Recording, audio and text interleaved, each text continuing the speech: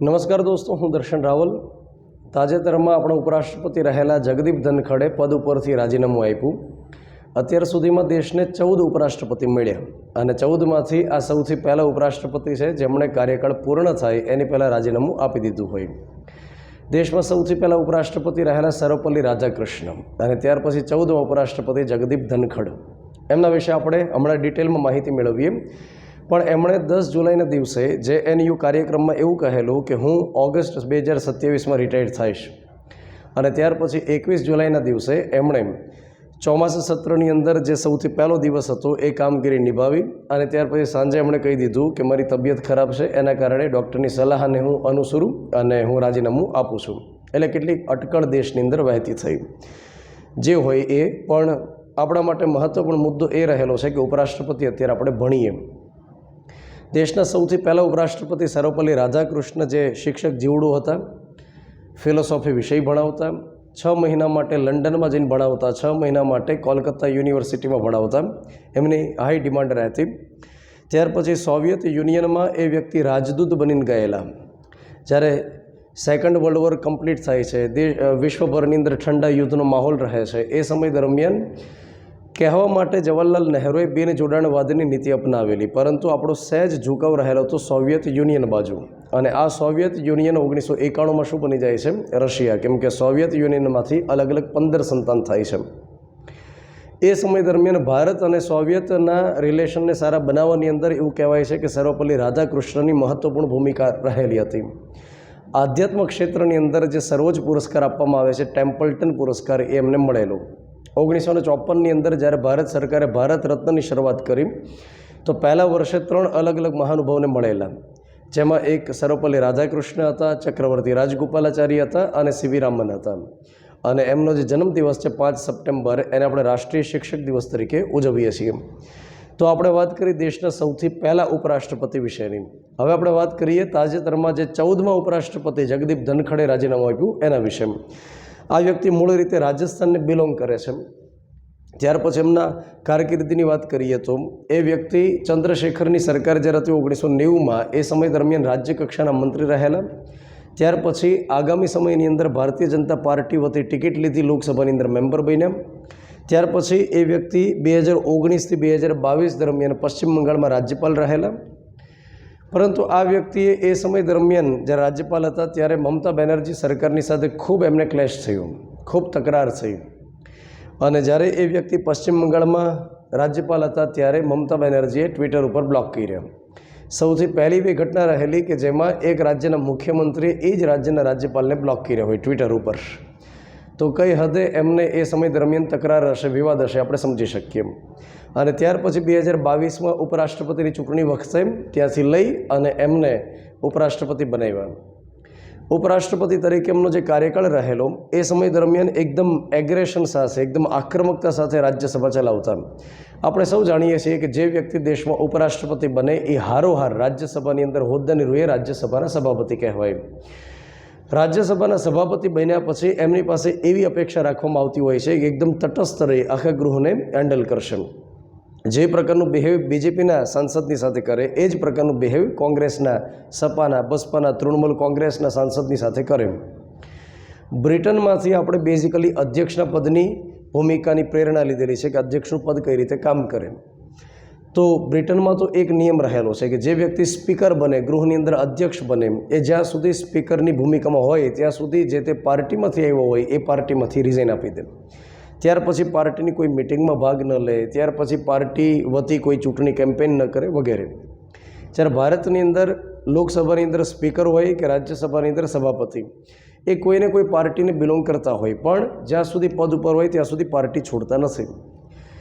સામાન્યતઃ એવી અપેક્ષા હોય કે દેશમાં જે વ્યક્તિ રાષ્ટ્રપતિ બને, ઉપરાષ્ટ્રપતિ બને, રાજ્યપાલ બને, આ 3 એવા પદ છે કે જે પોતાના પદની ગરિમા જાળવે, રાજકારણ ન કરે, રાજકીય કોઈ સ્ટેટમેન્ટ ન આપે. પરંતુ જગદીપ ધનખડ થોડા ઘણા અંશે એની અંદર ઊણો ઉતરેલા હતા, થોડા ઘણા અંશે એની ઉપર આરોપે લાગેલા હતા. જગદીપ ધનખડ ઉપર વારંવાર વિરોધ પક્ષ તરફથી એ આરોપ લગાડવામાં આવતો કે આ વ્યક્તિ પાર્ટીની પોલિટિક્સ કરે છે, આ વ્યક્તિ એવા સ્ટેટમેન્ટ આપે છે, ગૃહની અંદર જ્યારે હેન્ડલ કરે ત્યારે એ બાયસ રાખે છે, ભેદભાવ કરી રહ્યા છે. જેમ કે ડિસેમ્બર 2023માં જ્યારે શિયાળુ સત્ર શરૂ હતું એ સમય દરમિયાન બંને ગૃહના થઈ એક સાથે 146 જેટલા સાંસદ સભ્યોને સસ્પેન્ડ કરવામાં આવેલા. એકદમ નજીવા કારણ હોય, ખાસ ગંભીર કોઈ બાબત ન હોય, તેમ છતાં વિરોધ પક્ષના નેતાને સસ્પેન્ડ કરતા.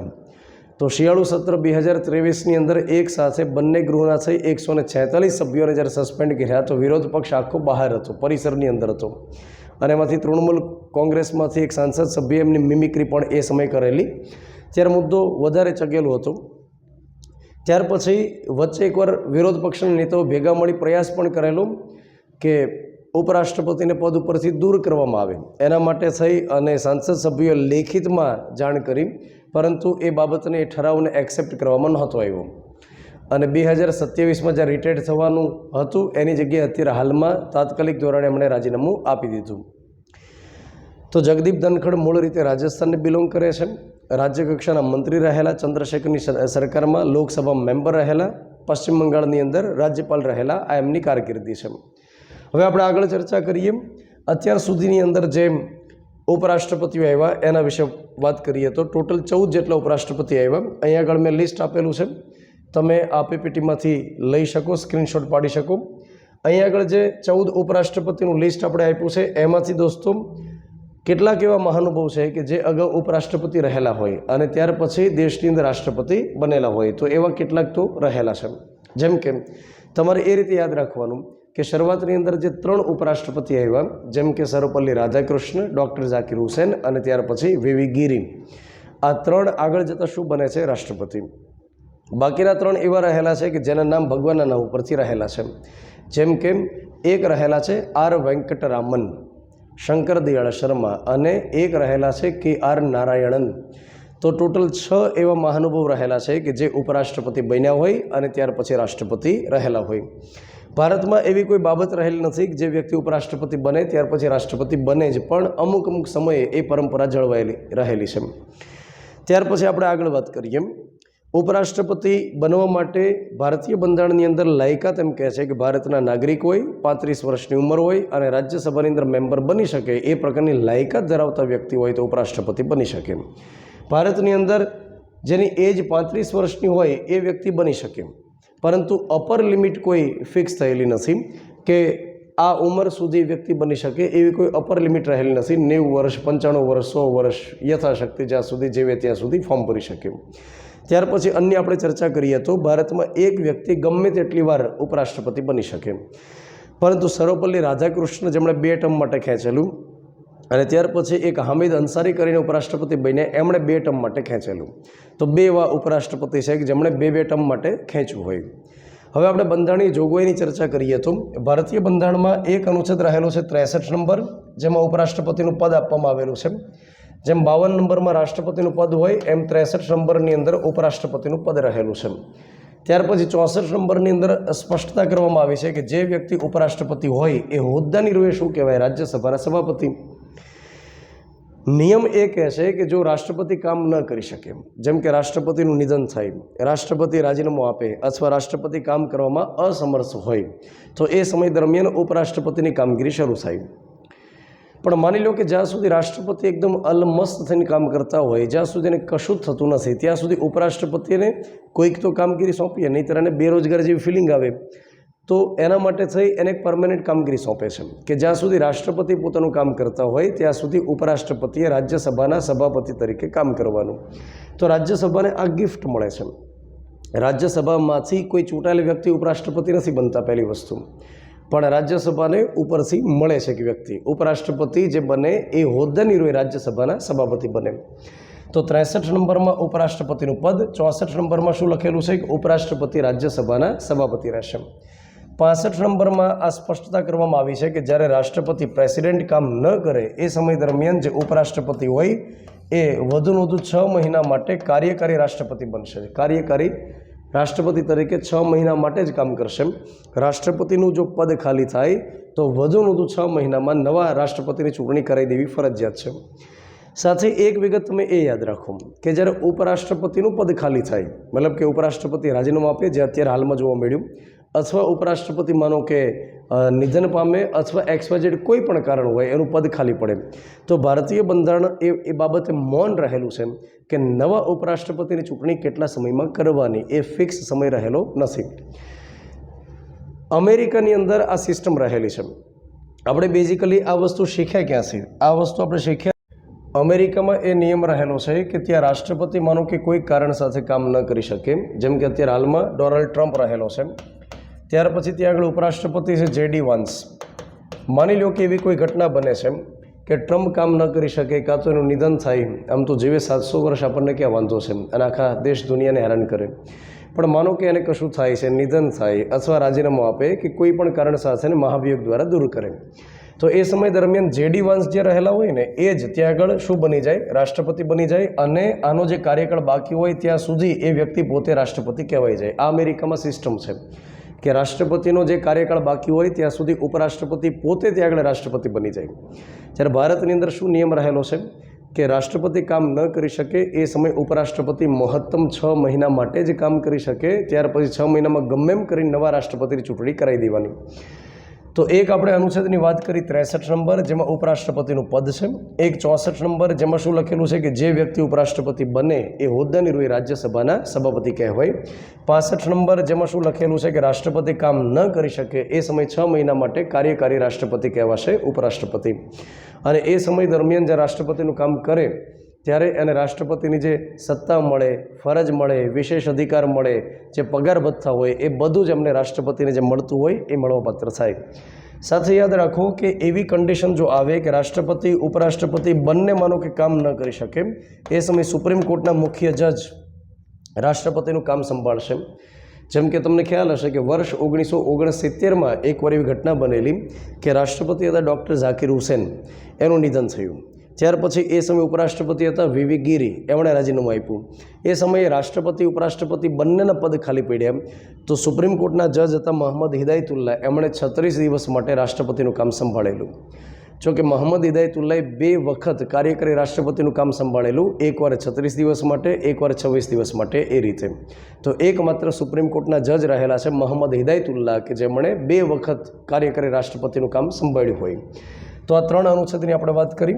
ત્યાર પછી 66 નંબર જે રહેલો છે એમાં લખવામાં આવ્યું છે કે ઉપરાષ્ટ્રપતિ બનવા માટે લાયકાત શું જોઈએ અને ત્યાર પછી એના માટે ચૂંટણી કઈ રીતે થાય. તો એના સંબંધી જે કંઈ જોગવાઈ છે એ અનુચ્છેદ નંબર 66માં છે. લાયકાતમાં આપણે હમણાં જ વાત કરી ગયા કે ભારતના નાગરિક હોય, 35 વર્ષની ઉંમર હોય, રાજ્યસભા મેમ્બર બની શકે એ પ્રકારની એની પાસે લાયકાત હોય. ત્યાર પછી 2 કન્ડિશન પણ રહેલી છે. કન્ડિશન એ રહેલી છે કે જે વ્યક્તિ ઉપરાષ્ટ્રપતિ બનવાનું હોય એ વ્યક્તિએ RBIમાં 15,000 રૂપિયા ડિપોઝિટ કરવાના.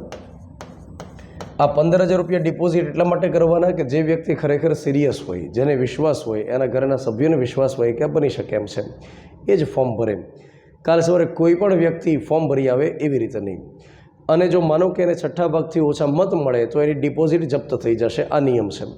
ત્યાર પછી લખવામાં આવે છે કે મતદાર મંડળમાંથી, મતદાર મંડળનો મતલબ એ થાય કે ઉપરાષ્ટ્રપતિની ચૂંટણીમાં જે વ્યક્તિ મત દેવા માટે જઈ શકે એને શું કહેવાય? મતદાર મંડળ કહેવાય. મતદારથી બનેલું મંડળ, એને આપણે મતદાર મંડળ કહીએ. તો આપણે તો વોટ દેવા માટે ન જઈએ. રાષ્ટ્રપતિ, ઉપરાષ્ટ્રપતિ, આ બધી ચૂંટણી એવી છે કે જેમાં આપણે વોટ દેવા માટે જઈ શકતા નથી, પરોક્ષ રીતે થાય. તો ઉપરાષ્ટ્રપતિની ચૂંટણીમાં કોણ વોટ દેવા માટે જશે? તો કે સંસદના બંને ગૃહના કેવા સભ્ય જશે? તો કે સંસદના બંને ગૃહના તમામ સભ્યો ભાગ લેવા માટે જશે. માત્ર ચૂંટાયેલા એવી રીતે શબ્દ આવે રાષ્ટ્રપતિમાં, જ્યારે ઉપરાષ્ટ્રપતિની અંદર તમામ સભ્યો વોટ દેવા માટે જશે. સંસદના બંને ગૃહનો મતલબ થાય લોકસભા અને રાજ્યસભા. લોકસભાના સભ્યો રહેલા હોય છે 543, રાજ્યસભાના સભ્યો રહેલા હોય છે 245.